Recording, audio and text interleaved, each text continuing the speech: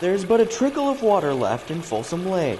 Roseville gets about half of its water from Folsom Lake, which, as you guys know, is pretty much dried up to a mud pit. It's just the American River now. You can actually walk up to the back of the dam, which is a little odd. The levels continue to drop, even lower than the worst drought year in recent history, 1976.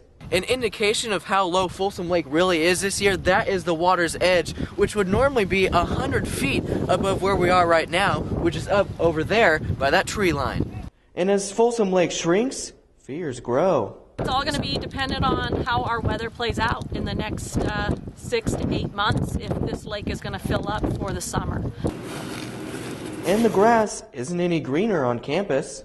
I haven't seen it like this since the mid-'70s when I was younger than you guys. I was in elementary school. I remember a big drought in California back then. In mid-'70s, I remember Folsom Lake being about as low as it is now. Responding to the drought, the city of Roseville is asking residents and businesses to cut 20% of their water usage. For now, a voluntary measure, but Principal Basham believes the district is prepared.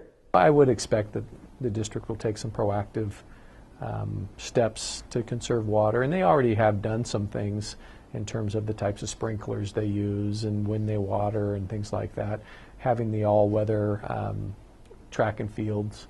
AP Environmental Science teacher Alex Uribe says Northern California is naturally a dry place. It would be a desert if there were no reservoirs like Folsom Lake. Part of living in Northern California, about every 20 years we go through a pretty severe drought.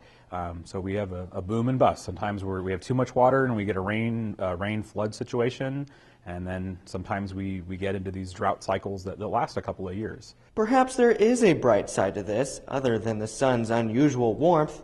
Folsom Lake could be the hot place to be this summer. Maybe not for the lake, as much as the ruins exposed by the low levels. Recreation is definitely going to be different if the lake stays as low as it is or gets a little lower. If you do come out, I welcome you to come out and see your history and see the significance of this place, but please, please understand the sensitivity of it.